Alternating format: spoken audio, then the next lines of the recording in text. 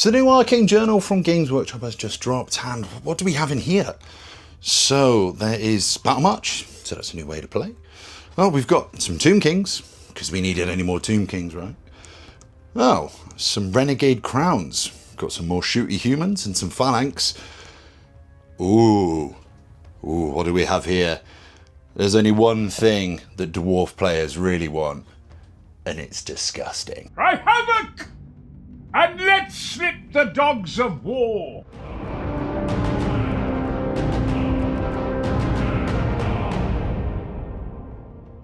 Hello there, welcome back to the channel. It is Richie here from Derry After Dark. I hope you are all well. So today I'm going to be delving into the Slayer cult. This is the new army of infamy that has been dropped in the newest Arcane Journal for dwarves. Now, I haven't done the video previously about this because I have been trying to test as many different ways to run the army, so I didn't give you any false information on either what's good, what's not, or how to run them. So today we're going to be walking through the list, having a look and delving into what's good and what's potentially a little bit of a snotling fondler in the list.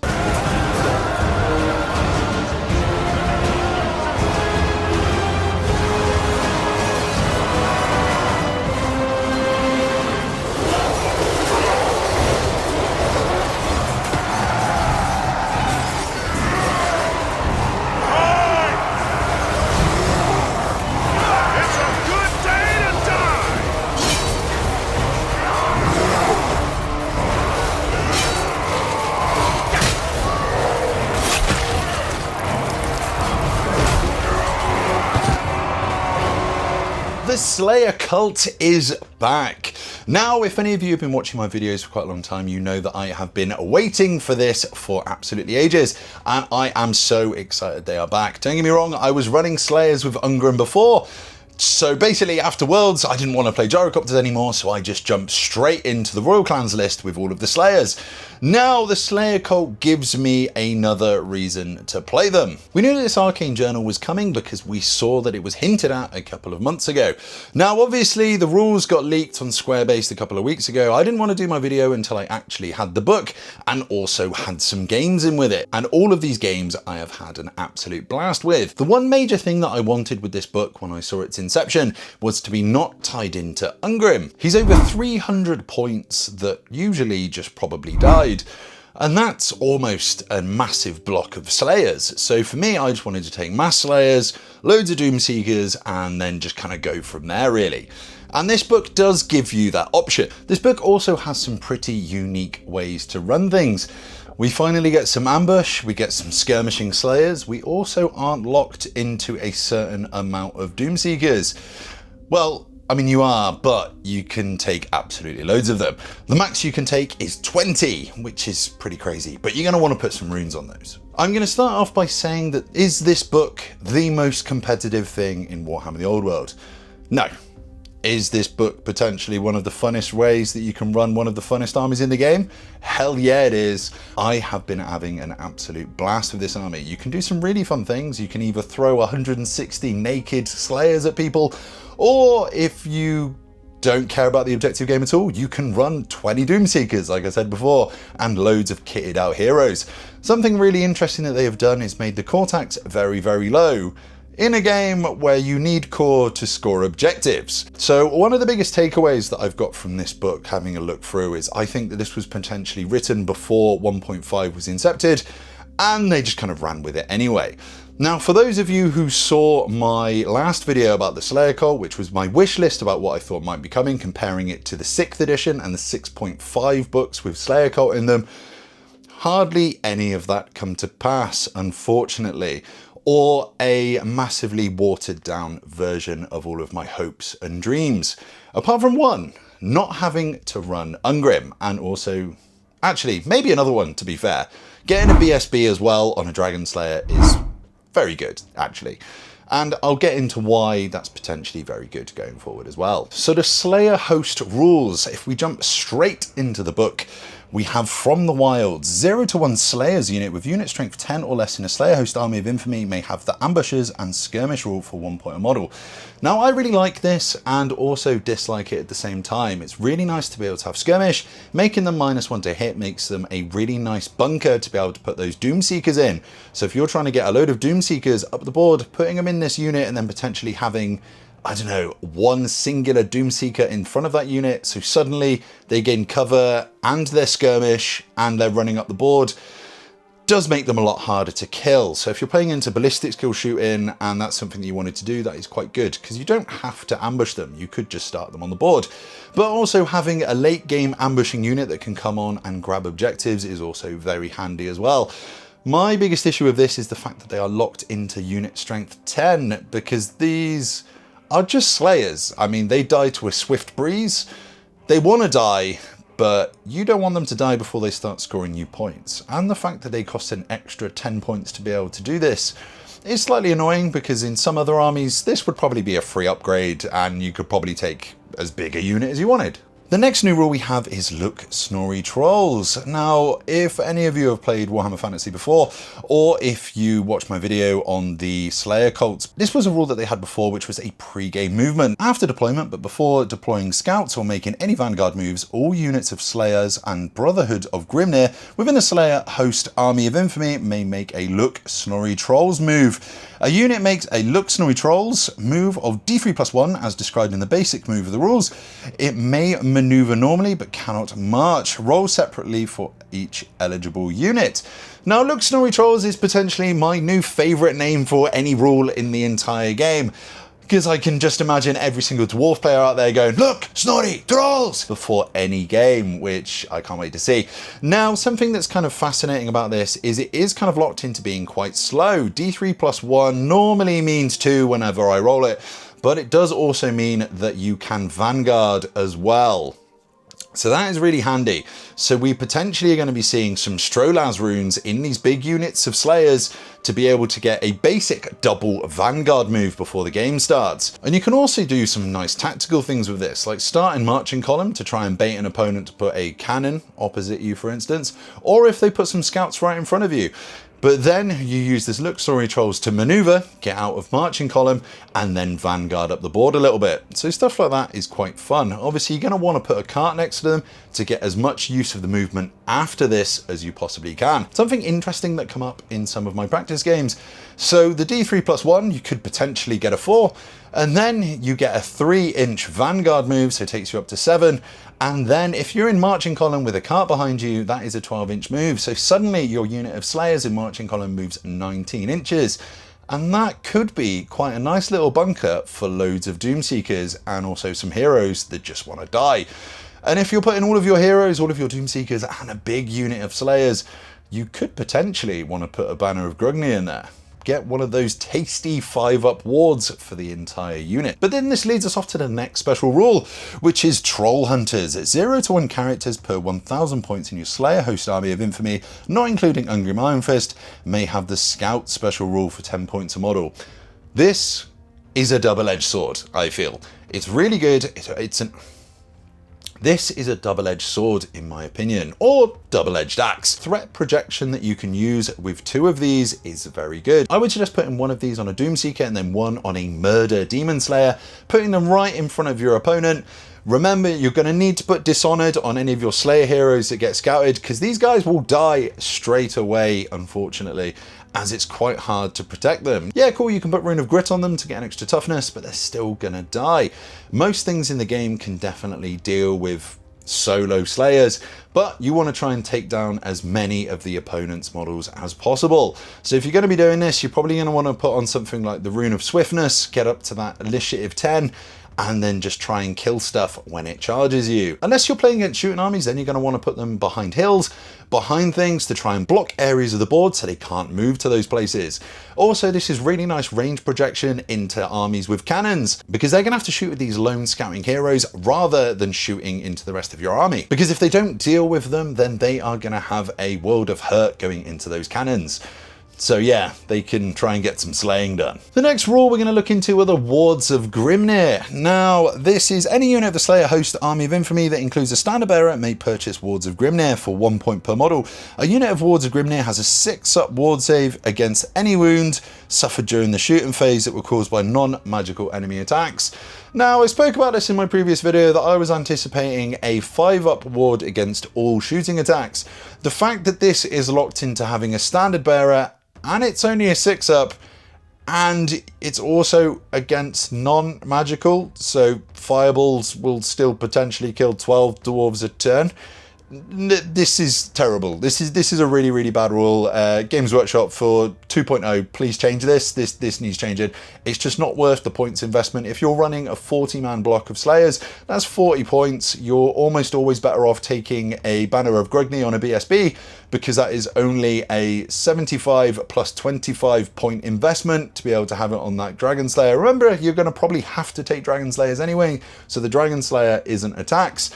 Then if you keep all of your units within the range of that banner, you're going to be getting a 5-up ward against everything on the big block that he's in, potentially of all your characters in, and a 6-up ward for all units within the range of that banner. And that's all shooting attacks, not just ones that are done with non-magical shooting. So as long as you play clever, play smart, and stay in range of the banner, a BSB with the Banner of Grugni is always worth taking over the Wards of Grimnir, which is a shame. I was hoping that it was going to be a 5-up ward that you didn't have to pay for. So that one is a little bit disappointing. You're going to have to play a little bit smarter, but I think it is definitely better off taking the Banner of Grugni, unless you are going to be taking the absolute Doomseeker spam. Then you're probably going to want to take Stormy Redbeard. That, when you've got, say, 18 Doomseekers plus 18 combat res, is pretty nuts. For the final special rule that the Slayer Code has is the worst among equals. This rule, I just kind of don't understand the point of it at all. If your army includes Ungrim Iron Fist, he must be the general. If not, you must nominate a Demon Slayer or a Dragon Slayer to act as your general, even though the loner special rule would normally prevent them from doing this. However, to reflect this, the Slayer make poor leaders, and Dragon Slayers and Demon Slayers, that is your general of the Slayer host, does not gain the Inspiring Presence rule. Note that if the general of the Slayer host Army of Infamy bears the Rune of Dishonored runic tattoo, the enemy player win a bonus victory point while slaying them as normal. Now, you're probably not going to use Inspiring Presence anyway, and also the entire army is leadership 10, so this is a little bit of a nothing rule in my personal opinion, as probably everything has Unbreakable, and then the stuff that won't have Unbreakable you're gonna be using as mercenaries, which wouldn't be affected by this anyway, so I don't really understand the point. But okay, it's written down, and it's also quite nice that it's clarified that a general will only give up the general points if he's got Dishonored. Now, talking about the Rune of Dishonored quickly before I move on to have a look at the Brotherhood of Grimnir, which is the shiny new unit in this army. Now, if you're taking a BSB, like I've been talking about with the Banner of Grugni, always make sure that you put Dishonored on him. Keep him at the front of the unit so that hopefully he will die. He needs to die by the end of the game, because let's face it, he's probably going to die anyway, and then you're going to be giving up a load of points. So if he doesn't give away any points, you can potentially keep the 5-up ward save lasting a little bit longer than your unit, because they're not going to want to put that many attacks into him. Or if he does die, no one cares, which is just kind of a win-win in both directions. So we have a brand new unit for Warhammer the Old World. This is the Brotherhood of Grimnir. These tattooed priests of Grimnar are slayers themselves, are tasked with maintaining the shrines and recording the names and deeds of those who make the pilgrimage to such places. When hosts of slayers gather for war, the shrines keepers emerge, gathering about them the bodyguard of slayers, those whose sagas have grown long. They take to the field of battle seeking enemies to slay, protecting the members of Grimnir's cult from hostile magics. This is a really interesting unit for me. We've seen rules for these before, like in 6th edition, where they didn't actually do much in the previous editions. Now, they definitely have a role to play in this army. I'm a little bit on the fence with these still, as they are so expensive by Grimnir. Why couldn't they be a little bit cheaper? Now, another remark I want to make about these before I start getting into what the unit does is I do not understand why we just didn't get a rune priest hero instead of using him as the unit champion, so he can just be challenged out if we don't have other heroes in there, because as soon as the champion dies, he loses any benefits that he will bring. And those benefits are quite good in an army that can't stop magic. So let's dive straight in. So the Brotherhood of Grimnir. Now, they are quite offensively beefy. They have weapon skill 5, strength 4, and 2 attacks. And then the Shrine Keeper is weapon skill 6. Now, they can be given additional hand weapons, great weapons, and they can also be given quite a lot of points of runes. With weapon runes, talismanic runes to 50 points, and also a single runic tattoo. So you can make them quite relatively beefy. They also have all of the normal special rules that are associated with Slayers, but also the Blessings of Grimnir. A model with this special rule may be nominated to attempt a wizardly dispel as if it was a wizard. However, unlike regular wizards, the Shrine Keeper does not have a level of wizardry to determine the dispel range or modify the dispel rolls. Instead, the Shrine Keeper has a range of 21 and may apply a +1 modifier to the dispel rolls. Now, I like this and I don't like this. 21 inches is quite good. The +1 is decent as well, because you can also put the Master Rune of Calm onto this guy as well. So if you crack that off, then suddenly opponent's magic is getting harder. So you could potentially stop lots of spells. My biggest issue with these is that that ability is locked to the Shrine Keeper himself. He has 2 wounds, he has no armor, so you're probably going to be wanting to put your BSB in there with Banner of Grugni, giving him a 5 up ward, but it's still only 2 wounds to get through. So if I was using these, I would probably use a minimum size unit of these and basically use them as a character with some ablative wounds. Potentially put a Doomseeker in there as well, so he can challenge out so that you're not just dying straight away, and having him marching up behind the units. I wouldn't use these as an offensive piece. I would use these in a support role and try and keep it as cheap as possible. If you know you're going to be playing into a friend that has lots of magic, or you're going to be going into an event where you know that there's going to be people that are going to be spamming, say, Viletide, or potentially Orcs and Goblins where you need to stop that magic, then this is potentially decent to keep at 21 inches back from the enemy wizards at all time, not engage with it, and then potentially surround it with a cloud of Doomseekers so the opponent can't get anywhere near it. As a tech piece, it's quite good, but unfortunately it's going to take a lot of skill to get the best use out of these. But my advice will be to keep this unit as small as possible and not spend too many points on it. But a good investment on this would be Calm, and it also would be the Rune of Balance as well.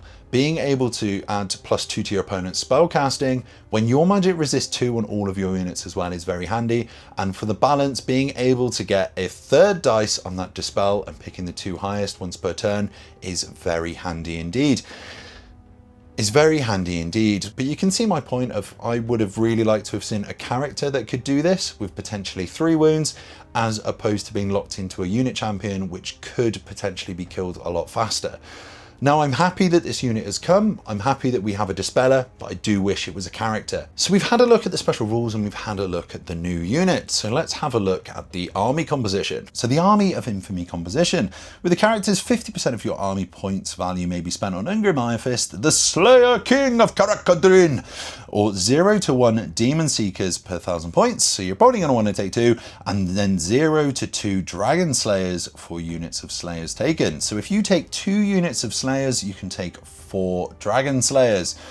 This is very, very good. So if you wanted to spam loads of minimum units of Slayers to get as many Dragon Slayers as possible, then this is definitely something that you could do. If you want to put all of your points into heroes and not too many into your Slayers, then you can definitely do this, which is also validated by the fact that your core, you only have to spend 20% of your army points value on core, which is good because you can only take Slayers. I'm not quite sure why in a game where you have to score with core above 10 models that they have decided to lower the core limit on this army. The only possible explanation for me is they want you to run a max Doomseekers and max heroes and just have a hilarious time. And if we jump into the special, you'll see why. So for special, up to 50% of your army points may be spent on 0 to 1 Brotherhood of Grimnir, which is a massive shame. It would have been quite nice to have potentially taking 2 units of these to be able to stop spells on 2 different sides of the boards. Running the minimum, you could afford this, but 0 to 4 Doomseekers per Demon Slayer or Dragon Slayer taken. Now, that is pretty spicy. So if you're going to have 4 Dragon Slayers for every 2 units of Slayers, and then you're going to be having 4 Doom Seekers for every Dragon or Demon Slayer, you could quite easily get 20 Doom Seekers in an army. 20 Doom Seekers works out to 1,000 points. But you're probably going to want to put some runes on them. Remember, this army actually really struggles into ethereal. And what armies are quite good at the moment? Vampire counts, and they have lots of ethereal. So you're going to want to put some runes on these Doom Seekers. I'm currently trying out an army that's got 18 Doom Seekers, and then 2 of them are pimped up with loads of runes and runic tattoos, loads of runic weapons on the Demon and the Dragon Slayers. This is a really, really fun way to play the game. It's quite difficult. It is quite difficult because you want most of your army to die. But if you want some hilarious games, then this is definitely the way forward. Like I said before, is this army going to be the most competitive build that you can do? No. Are you going to have the most fun that you can have running dwarves? Yes. Yes, you really are. Talking about fun, going into the rare, you get 25%, which you can take on a 0-1 goblin hewer per 1,000 points. These are terrible. Unless you're playing a fun game, please don't take them. I mean, they're amazing. I love the nostalgia. I've got 2. I've been trying to make them work. They're just awful. But if you want to take them, just take them because they're cool. And the Games Workshop model is amazing. 0-1 dwarf cart per 1,000 points. Now, being able to take 2 of these beer carts is very handy. You're not allowed to take the miners cart. I can see why, because getting stand and shoot on your slayers could potentially be quite good. So they are limiting you to the movement, which is all you want to do anyway, because you want to rush forward and slay your enemy. And then if your army includes Ungrim Iron Fist, you get 0-1 hammers that can be taken in a rare choice. I can see why people would want to do this. Me personally, if you're running a Slayer cult army, only run Slayers. I feel that that is the way that it's designed to be run, and we should just be taking off all of our clothes, dyeing our hair orange, and running towards the enemy and dying in droves, but taking some down as well. And then in mercenaries, we have 20% of your army points value may be spent on mercenaries, including 0-1 unit of rangers. Now, they are subject to the misbehaving mercenaries rule, and I don't know if I could bring myself to bring rangers into a Slayer cult army. I mean, if I was going to do this, I would probably just run a Royal Clans list. Same for taking the Hammerers actually, is I would probably just run a Royal Clans. We've taken Ungrim as the general. If you're running Slayer cult, you're running Slayers. So I'm not going to go over lists in this video, but I'm going to talk over a couple of different types of ways that you can run these armies. You can either run massive, huge bricks of Slayers and try and do death by death blow. For this, you're going to want to run them completely naked. You can fit 41 Slayers in 500 points, and you can take 3 units of these, 2 Doom Seekers and also a Dragon Slayer, and do death by death blow. I really like this because on the death blow rule, you always wound on a 4-up. So if a dragon flies into a unit of Slayers, kills 10 of them, you're going to potentially get 5 wounds back into that dragon on an average roll at AP1. They're going to start dying and it's going to be hilarious. I really like this kind of build. It's really good for catching objectives as well. You've also got the Doom Seeker cloud lists where you can take the 18, 20 Doom Seekers. These are really, really fun. They are a little bit harder to use, and also you really want to die. So if you want a more of a kind of a safer army that's better to use on objectives, take the bigger massed Slayer units. If you want something that's going to be rushing towards the enemy, hoping you do lots of damage, but also get tabled in return, you're going to be wanting to take loads of Doom Seekers. You can also take something in the middle by having a few Doom Seekers in each of your units of Slayers as a little bit of added protection. If you are running expensive Slayer heroes that don't have the Rune of Dishonored, then you are always going to want to put either Giant Slayers or Doom Seekers into those units as well to be able to take challenges, because the last thing your Slayer wants is to get absolutely mulched by a dragon. I mean, they kind of probably do want that, but you don't want them to die too quickly. Something that I'm a little bit disappointed about in this book is some of the things that we're missing. The Slayer Pirates being omitted is a little bit sad. I was really hoping we were going to get Slayer Pirates. I was kind of also hoping for maybe something like a Kraken Slayer as well would have been quite good to come along with those Slayer Pirates. But something that kind of really annoyed me was the fact that in Royal Clans we were used to getting the +1 strength on a charge, and also the extra rune allocation. The fact that we don't get this in a Slayer cult made list building quite difficult at the beginning for me, as I was used to being able to put certain runes onto Slayer characters that I've been using and couldn't use them in the Slayer cult. Now you kind of just have to get used to this, and also losing that +1 strength on the charge is slightly annoying. But the benefits you do gain from that, you do get in a scout and you also can flood the board with slayers. If anybody out there has been making a slayer army, please let me know. I'm going to be doing another video later on in the week or next week. I'm going to be running through some army lists to try out and also some runic builds to use on your Doomseekers and your heroes. If anybody out there is wanting to get into a Slayer cult army, please don't hesitate to message me on Discord or join the Dowie After Dark Discord. There is links on the posts on the YouTube channel. Now, for those of you who are a little bit worried about the price getting into Slayers, I have 2 massive bricks of 40 of the original Metal Games Workshop Slayers, and I don't want to remortgage my house, so I'm probably not going to buy any more for a little bit as I need to save up some money. So I have bought myself 40 of the Avatar of War Slayers. I also have some of the White Angel miniatures Slayer build, which are amazing as well, and also the Highland miniatures. All of those are really brilliant, and for anybody out there, the Mum Miniatures Doomseekers are absolutely stunning. So there are loads of different brands out there for you to use. Obviously, if you're going to Games Workshop events and you're going to Warhammer World, please just use Games Workshop models. If you're not playing at Warhammer World or in any Games Workshops, then use some of these other ones to save yourself a little bit of money. I really like the Mum Mini Doomseekers. I actually literally just printed myself off a load because I have 8 of the metal Doomseekers and I don't think I can bring myself to build any more. Or I could just throw my entire army at someone whose name's just gone in the book, because it would probably do some damage. If you're wanting any of your Slayers printed, please head over to UK Resin Print.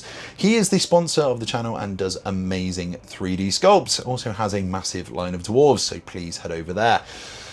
So the next video that I will be doing will be getting into the nitty and gritty of the Slayers, showing you some of the builds that I've been really enjoying, the rune loadouts that I've been enjoying, and also some tactics to use with them. For anybody who's had enough of the WTC coverage, there will be lots more Dwarf videos and videos about other factions coming out. So thank you very much for watching, and we can get back to striking some names out of the book. For Ungrim, for Karak Kadrim, for Slayers. Take care and rock and stone.